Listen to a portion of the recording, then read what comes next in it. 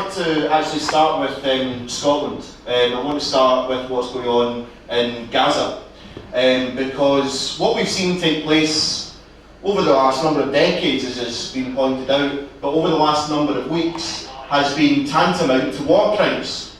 I mean, we're talking about the deliberate targeting of not just residential zones, but hospitals, not just hospitals, but official UN designated schools. And the ceasefire has barely lasted, and already we're seeing the process take place again today. Now, we hear a lot about internationalism from Better Together, but if the internationalism being provided by Westminster is to offer the Israeli regime staunch support, then it's not internationalism that I know, it's not internationalism that we know. Internationalism is far more about seeing someone who's oppressed, about seeing someone who lives in poverty and despair, and saying to them, we're going to give you humanitarian aid. That's internationalism. It's an internationalist act of solidarity to say, you're welcome in our hospitals. You're welcome to take refuge in our country. Now, I would go further than the SNP, but look just at that example, where something happens in the world, where we're told, well, we must stay part of the United Kingdom to have some influence in the world. Well, whose influence do you want? Do you want the influence of not just David Cameron, but Tony Blair, who's the Middle East peace envoy? That's British influence in the world. Or do you want a foreign policy based on what's been put forward already? Humanitarian aid and so on and so forth. I would go further, as I said. I would employ sanctions on Israel. I don't think that it's good enough for them to be able to get away with what they're doing. But internationalism is at the heart of not just the radical case for a yes vote, but of every single case for a yes vote. And we shouldn't allow Better Together to take that terrain. We also shouldn't allow Better Together to tell us that NHS is safer if we vote no. What are they doing to the NHS in England? They're privatising it. How did the process of privatisation start? It was a Labour Party with foundation hospitals. We are seeing now not just a Tory government which is alienated from the people, which is undemocratically non-elected by the people of Scotland, but what they are doing with their policies is a bit much more than this term or this government. Their policies of privatisation, of austerity, of deregulation, all of these things are going to be with us for decades, because that's what their policy is about. It's about reshaping fundamentally how our society works. So when we say we're going to renationalise the Royal Mail, they say we're going to privatise it. We're going to take the money that belongs to the public and we're going to put it in the hands of a tiny minority of people. Westminster for decades has been ideologically and politically paralysed. They agree on every major policy. They never raise a disagreement from the Labour front benches over the question of the economy or over the question of austerity or privatisation, or for that matter, war and foreign policy. Not one voice of dissent raised from the front benches of the Labour Party. I took part in a debate recently with 2 Labour MPs in Westminster. And I don't know if anyone here has been, but you walk through the doors, you walk through the security, and actually you do feel that you're in a different world. Not just from Scotland, but from people in London.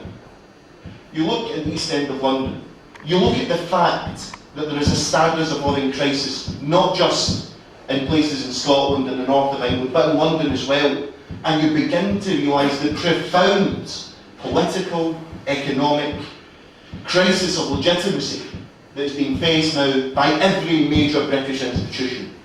It's not just Westminster, it's the judiciary. It's not just the courts, it's the media, it's the BBC.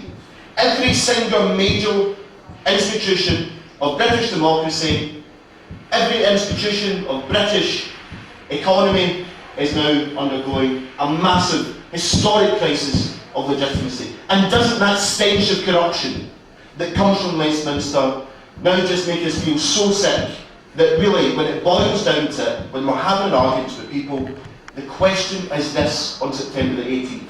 Who do you want to have power? Do you really want Westminster, the no-user politicians who've taken the expenses, who covered up God knows what, who went into wars illegally, who have made a society now so unequal that they have to order in water cannon, as Boris Johnson has done? Or do you want to have it in the hands of the people? Now, here we have to say something I think that's quite important. People, yes, are afraid of change, but I think people understand the need for change. But there's something I think people are more scared of. Responsibility. People are scared of responsibility because when have we ever been given it? We've always been told, don't worry about the economy, we'll let the banks deal with that. Don't worry about politics, we'll let David Cameron and Nick Clegg deal with that. You don't have to worry about that. The only thing you have to worry about is make sure you're giving me your vote when it comes round to the elections. Now, we've been in the Radical Independence campaign targeting our canvassing in areas of low voter turnout. These are areas where people haven't voted in years, and many of the people haven't voted at all. And they're not registered to vote. And when we go into these areas, we've went round so many doors, people come to the door and they say, you know, no one's knocked on my door in the last 10 years to ask me what I think about politics. Isn't that a disgrace? And when you turn on the BBC, when you turn on the media, the attitude is, well, people are apathetic, aren't they? They're not apathetic, they're alienated. They're deliberately alienated. Do you know that every single time Westminster, as a result of their cuts, shuts down a library, do you know that is an attack on democracy? Because where are communities meant to learn about the world? When they shut down a community centre, that is an attack on democracy. Because where are people meant to congregate to discuss what's going on in the world and to debate the way forward? It's been systematic and it's been going on for decades. And that is why everyone of progressive mindset must see the possibility, the potential that lies with a yes vote. I want to say just a couple more points. We, I think, now need to take our gloves off. I am sick to death now, and it's been going on for a long time, it's been a long campaign. I'm sick to death, yes, of hearing the lies and the propaganda that come from Better Together, the BBC and the rest of them. But you know what? We've got to pursue our own agenda. For the weeks that we've got left, let's let them tell whatever lies they want. Let's just let them get on with it. I don't believe it works with people. We've spoken to so many people on the doorsteps that know that the economy doesn't work for them, that know resources are not shared and pooled, that know that working class kids who were sent to kill and die in Iraq were sent off in an unjust and illegal war. People already know that these people are liars, that these people are criminals. But what they need to know, what they need to have is hope. And the only people, the only force in Scottish society just now that's offering any hope is the Yes campaign and is the associated component parts of the independence movement. We're the only people that's offering an agenda for real, fundamental social change. The only people. And people ask, but what about in England? Well, I think England has a constitutional question to ask and answer as well. Because Westminster isn't working for England. The local democracy, so-called, that's set up in England, doesn't work for people in England either. The fact that all their services are getting privatised, etc., doesn't work for them either. But isn't it going to be something that when we renationalise the Royal Mail, that when the CWU, that's the Post Workers Union, has their meetings, in the aftermath of us renationalising the Royal Mail, isn't it going to be something that every single postal worker will be able to stand up and say, if they can do it in Scotland, why can't we do it here? Isn't it going to be something that when we ensure that our NHS is protected from privatisation, is free, is universal, is world class, that the nurses and the health professionals and the service users in England won't turn around and say, if they can do it in Scotland, then why can't we do it here? And the reason they can't is because they have a different set of priorities. I'll finish on this. It was mentioned about financial services. It was mentioned about the City of London. And Osborne has been saying recently that there's a recovery taking place in the economy. I have to say this, and you know, I'm not asking people to agree, we'll see what happens. I actually think another financial crisis is imminent. And there's a reason why. Because see all the things that led to the financial crisis in 2008, none of them have been fixed. None of them have been resolved. In fact, every single element that led to that crisis is being entrenched. The bonuses are going up. Deregulation is intensifying. Austerity is part of it all. So when we put this together, when people have the gall to say that the economic argument is with the broad shoulders of the UK, we have to tell them, look, not only is it not working for everyday people, not only that, but your system, the system that works in your interest, in the interest of the rich, is coming to a collapse again. And it's going to be difficult to turn around and say, we told you so, but do you know what holds us back from saying that? Two things, two facts that run parallel but in contradiction. The richest 200 people in Britain in combined, in terms of their amassed wealth in combination, £318 billion. That's increased by 10 times since 1989. Increased.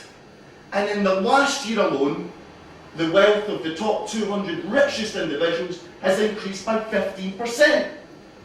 And that's at the same time as in the last year, almost 1 million people relied on emergency food aid.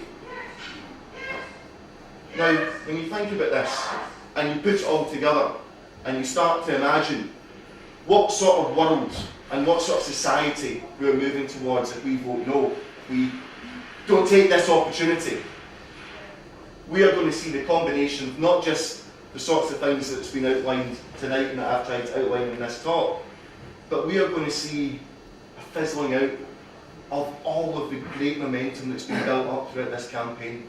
A diverse movement. With disagreements, sure, but isn't it refreshing to have political disagreements?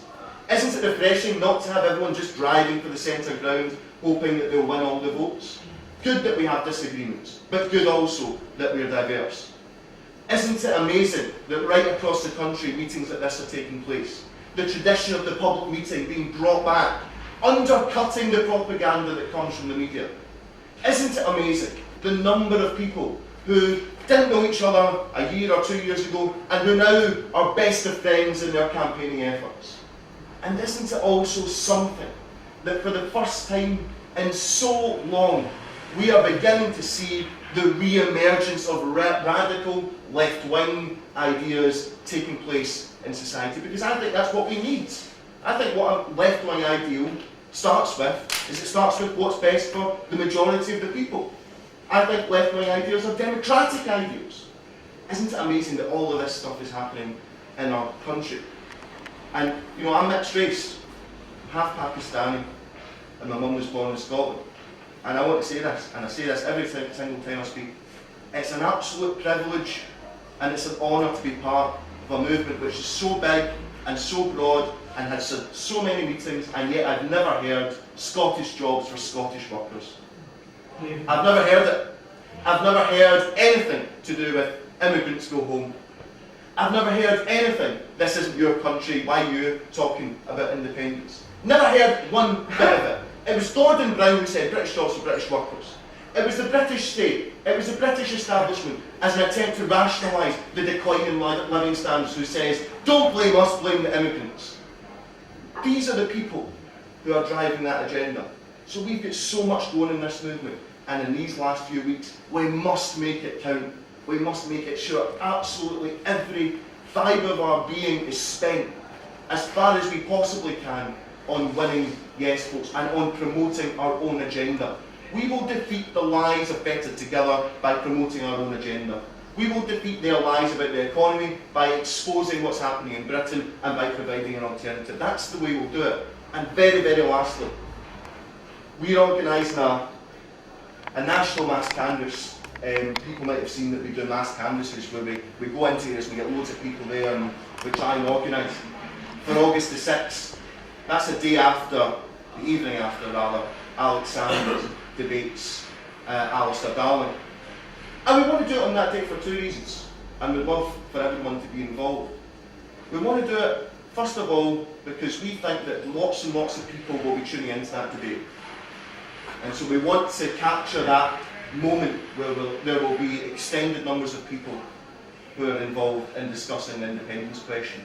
But we also want to say that when we go round the doors the next night, after people have watched this debate, don't believe Joanne Lamont when she says this is Scotland versus sound.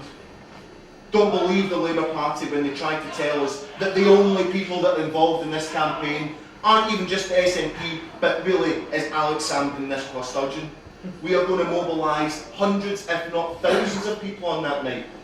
Ordinary people speaking to other ordinary people about where Westminster's gone wrong and about how we cannot afford to give up this possibility, the potential that is a yes vote in September.